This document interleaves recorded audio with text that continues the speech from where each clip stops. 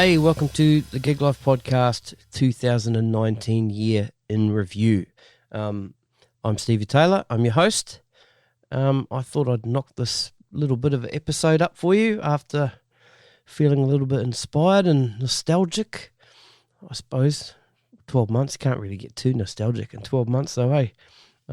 Anyway, that's just me. Here we are. Hope you had a happy festive season. I certainly did. And I'm off work till early February, which is great. Get to hang out with my kids and do some holiday stuff and work around the house and all that sort of stuff. Right, so the Gig Life Podcast 2019, man, whew, what a trip. Whirlwind, 42 episodes, 52 guests, over 60 hours of content out there at the moment. What was really trippy was hearing that the podcast got to number 1 on the New Zealand music interview charts for Apple Podcasts, and it also got to number 4 on the Australian charts for music interviews. So that was, like I said, that was a trip. Who comes up with these things? I don't know. Yeah, so I might give you a bit of a recap on the year from, my point of view, my side of things. The ups, the downs, the positives, the negatives, the challenges, and also I might talk about a few sort of behind-the-scenes things that happened through some of the interviews. I'm not going to go through every single one. There's great stories in all those episodes, and I might just pick a few that sort of stuck out for me, things that might have happened sort of leading up or after or something like that. So I might start with episode 30, that was with Mark Dynamics, Mark Vick. Mark and I have been friends for a long time, since mid-90s. Legendary DJ in Australia. So it was cool to talk about, those old sort of dance parties that we also used to go to in the 90s. But the thing that I took away the most from that was his gear. Up to that point, all the recordings that were done, all the interviews that I'd done on my little Zoom field recorder, little stereo field recorder thing. Mark has his own studio and he has it set up because he does his own podcast, the electronic podcast. So as soon as we got there, sat down, put the headphones on, got these big boom stands, these movable boom stands with these nice microphones, and pulled them over and then started talking, and oh man, it was just the sound for me. It was like, I think it's time to step up the gear, I think. So from that moment on, driving home, I'm thinking, okay, so now what can I sell? Got to get some new gear. So I ended up selling my collector's item Brady snare drum because it had been sitting in a bag for years now. Hadn't even used it. Got plenty of photos of it. I got recordings of me playing it, and I just didn't see the reason to hang on to it. So I sold it and bought some new gear, bought a new recording console thingy, some good mics, and sort of haven't looked back from a sound point of view since then. So it's a good one, Mark. Thanks for the gear tips, man. Episode 35, Simon Fishburne. Simon is a Australian drummer, musician that now lives in New York. Simon contacted me and says, I'm coming to Australia for a little bit. I need to reapply for my visa, but I need to show some information about the fact that I'm a professional musician, working musician. So he said, can we sit down and do an interview, and can I use the interview and present it to the visa board or whatever it may be called? And I said, yeah, man, let's do it. So we did that, and it was really cool. Then we found out that his visa got accepted, so that's great, man. Happy to help, any way that we can. Episode 36 and 37. Now, the Drummers Roundtable. This was the first roundtable bunch of episodes that we've done, and throughout the year we've gone on to do bass players roundtable and just recently the guitarist roundtable. So the roundtable idea was something that I'd had in my head for a little while, and sort of hit up Steve Marin about it, and he said, yeah, it'll be a good idea. So, asked a bunch of these dudes if they wanted to hang out and talk about drums and music and stuff. And of course, us drummers, we like to talk. And so, did that. The biggest challenge with that one was the gear. Now, I had my new microphones, had my new recording console thing, but had only ever recorded 2 people, and there were seven of us in that room. So the challenge of sharing mics and what stands to use, and we also had, it was a bit of a equipment failure, but lucky I caught it and was able to kind of re-kickstart it so we could carry on. There wasn't any loss or anything. And my favourite story of the day was Dave Goodman driving to a gig, left a stick bag at home, miles away from it, went to Woolworths or Coles, brought a whole lot of wooden spoons, and ended up playing the gig with that. So, yeah, that was the story of the night for me. Nice one, Dave. Now, that Drummers Roundtable was the first time I'd actually met Dave Ferry. So after we did the roundtable, Dave and I did a solo interview, rocked up to his place, got all set up, started talking, had a couple of beers. About 45 minutes in, realised that we hadn't started recording. So it happened a couple of times actually. We had a couple of stopped for drink break or toilet break or whatever, and then I'd forget to hit record again, so we'd have to kind of roll it back and and try and remember what we just said. But yeah, that was really cool. It was fun. Good times. Episode 43, Leon Gare. Man, really nervous about this one. I was. Leon's, such a legend. Now, I'd done my research, asked a few people about some stories about Leon, read as much as I could about him. Got there, sat down, got it all set up. Up to that point, everybody that I'd spoken to, I'd ask them a question and they would carry on with the question, sometimes for a minute or so. That would give me time to sort of get ready for the next question. Or now with Leon, I think a couple of the earlier questions, I don't think I was completely correct with my facts, expecting him to sort of go on with the answer of the question, but he would just answer it with a no or yes, one word answer. And I was like, oh, I haven't had time to get ready for the next question. So so by the end of it, I kind of made a bit of a readjustment. And I think from that moment on, I think that interview really changed the way I thought about and how I prepared, and always try and have a backup question ready in case that question I ask ends up being really short. But episode 44, the great David Jones. Now this was the first interview I'd done outside of a room or that's not completely true. This is the first outdoor interview that I'd done. So David was in town. He was doing a gig with Sam McNally and Tom Emanuel at Lazy Bones. He flew in the morning and he was flying out back to Melbourne that night. So I got to meet him at a cafe on the main street of Marrickville, flight path. People in the cafe, we're outside. Now, the biggest challenge there was the noise. Cars, motorbikes, people walking past. We had the cafe, the other people in the cafe talking, plates and cups banging, the planes going across. Once I got home, started doing the edit.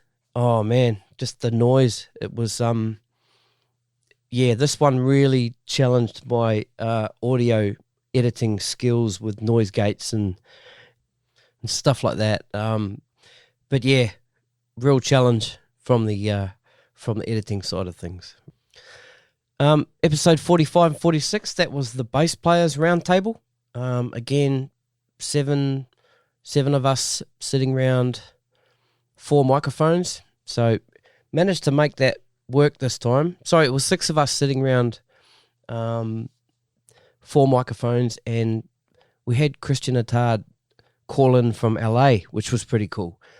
He'd just finished a function gig somewhere, and ended up dialing in a little bit sort of late in the piece, but yeah, it was really cool talking to him.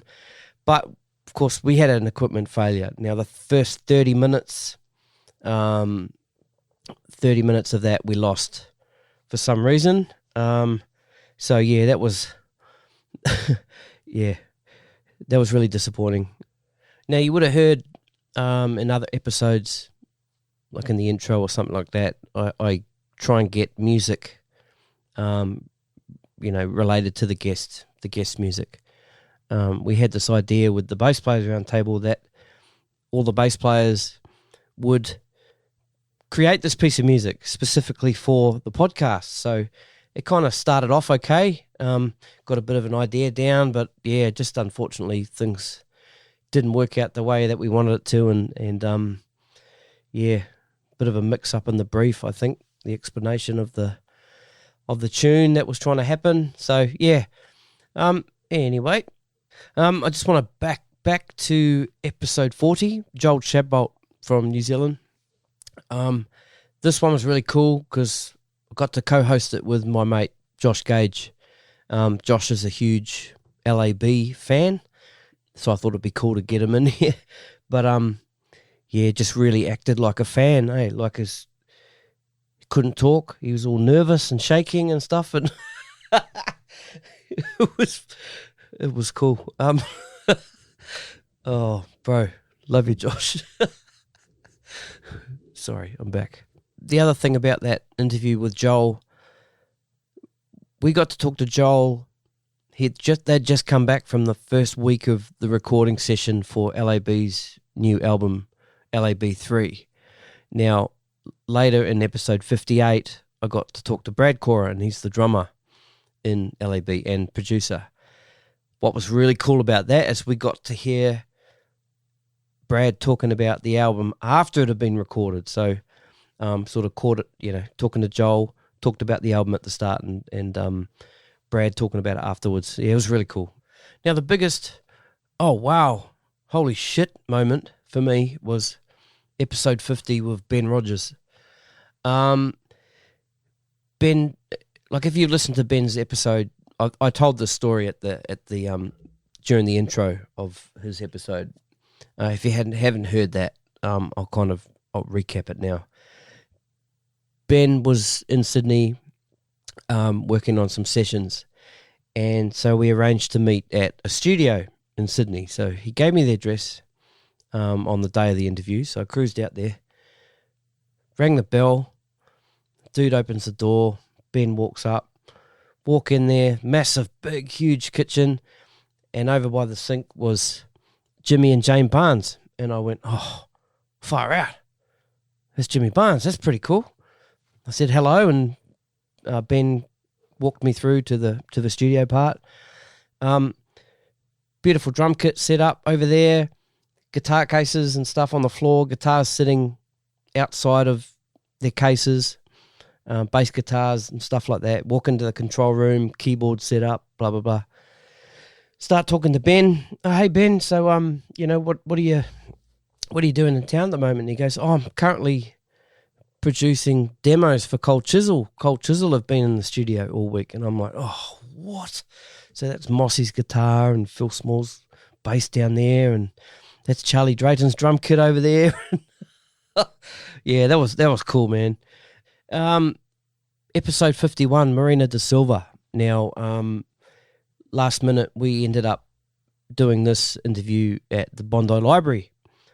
I'd never done an interview at a library before, so rocking up there, I thought we'd have to be really quiet and stuff like this. But apparently you can hire or rent rooms. So anyway, we go in there, set up, start talking, blah, blah, blah, getting right into it. About an hour in, and we get this voice over the loudspeaker the library's closing.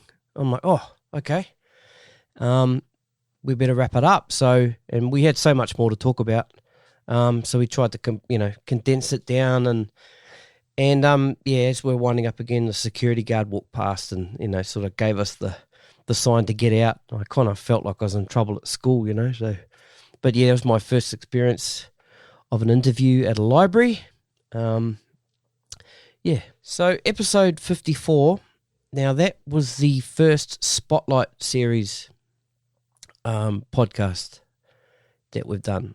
Now that was an idea I had earlier in the year to, especially after speaking with Kerry Buchanan and Dave Ferry, and of course the year before talking with Johnny Adams. We're all big fans of Jeff Porcaro, so I thought it would be a great idea if we all got together and we just talked about Jeff Porcaro. Now, I contacted Leon Gare, and because when Leon was recording the Brother to Brother album with Gino Vanelli years ago, they were sharing the studio with Toto. So, one part of the studio with Toto. So, Gino Vanelli, their crew, they'd be there during the day, and then Toto would come in at nighttime, and there was exchanging of gear and all this kind of thing. So I figured maybe Leon might have some Jeff stories. So I rang up Leon and I said, Leon, have you got any Jeff Porcaro stories? And he goes, no, I don't, but I know this guy that does, who actually played with Jeff, and his name's Louis Shelton. And I'm like, oh, I've heard of Louis Shelton. So he gave me his phone number, and I'm like, oh man, this is cool.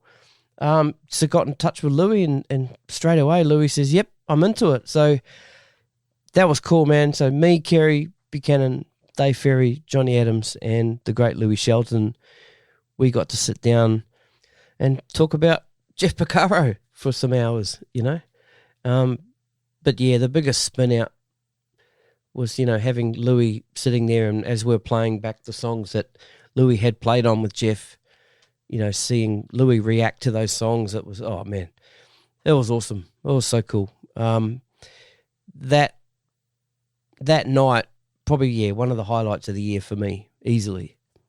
Episode 55, Danny McCrum. Now, Danny's from New Zealand. Danny contacted me via email saying, love to come on your show, and I thought, that, sounds cool. And then I just thought about the name for a sec. I said, oh, that sounds familiar. Now, when I was researching the Joel Shadbolt interview for episode 40, Joel had been on a podcast called Don't Give Up Your Day Job with Danny McCrum and Bobby Kennedy. Now, Bobby is the drummer for New Zealand band Op Shop. Now, I thought, this is cool. So anyway, hooked it up.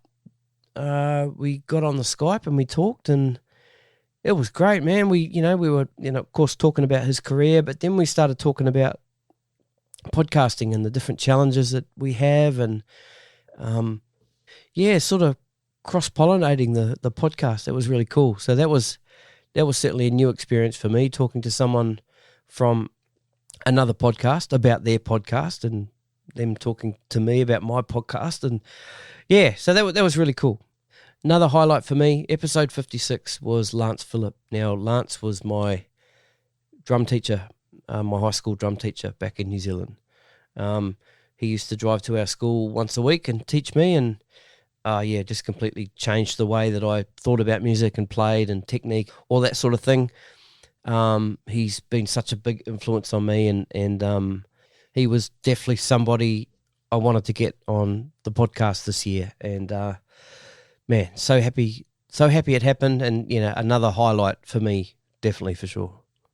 Now, with the podcast, like I said earlier, I play the guest song, whatever, during the intro. I've been able to get to hear songs before they've been released this year, which has been, oh man, so cool. So the first one of those was back in April, episode 42 with Jade McRae. Her song, Handle Me With Care, which is yet to be released. I got to hear that. That forms part of the intro to her podcast. The other one was episode 59, Jack Housden. Got to hear his new song, Bombs, which I believe is not officially released yet. Oh, man, something else. If you know about Jack, he's got this real love for the 60s, and that song just encapsulates the 60s. It's so cool. Can't wait for you guys to hear that. Yeah, like I said, feel pretty privileged to be being able to hear those couple of songs this year. Now, the third roundtable we did this year was the Guitarist Roundtable. So the last two episodes, episode 66 and 67, were the Guitarist Roundtable. Now, like I said in the intros to those episodes, I'm not a guitarist by any means. With the bass player and drummers roundtables, fairly familiar with that stuff. Being a drummer and a bass player myself. But guitar, so no, I was a little bit out of my wheelhouse. So I contacted Matt Wakeling from the Guitar Speak podcast and asked him if he wanted to do a podcast together. So then we got the other guys to come in with that. So that's another kind of cross-pollinating podcast event that we did, which was really cool. Now, the first time I spoke to Matt was on the phone when we called each other and we're talking to each other for a while, and he was like, "Hey man, I've only really ever heard your voice on your podcast." And I'm like, "I've only heard your voice on your podcast." And together we're kind of like, well, we sound like we're talking to each other's podcasts. It was weird, man. Guess you had to be there for that one, eh? But yeah, that's basically all the notes I've taken. I could go on for another hour talking about all these wicked people I've talked to this year. The most enjoyable part for me is making that connection with the guest, doing the research, and then the interview itself. From that, more often than not this year, friendships have begun, and some of those friendships will, continue on for a long time. So some of the challenges. Now, the biggest challenge is writing and recording the show intros, the show notes, the website blurbs. Writing's never been something that comes naturally to me. It's a real challenge. As is this particular episode we're doing here. Now, I've felt very nervous leading up to this. The pressure to get the research right, asking the right things. I need to think about that stuff all the time. Time has always been a challenge, working a full-time job. I've got 2 young daughters, my wife, playing gigs, early on I was doing one a week. I don't think that's sustainable. Those first few months of the podcast, I was like a deer in the headlights, overcommitted myself a few times, but the final product, the episodes, they haven't suffered.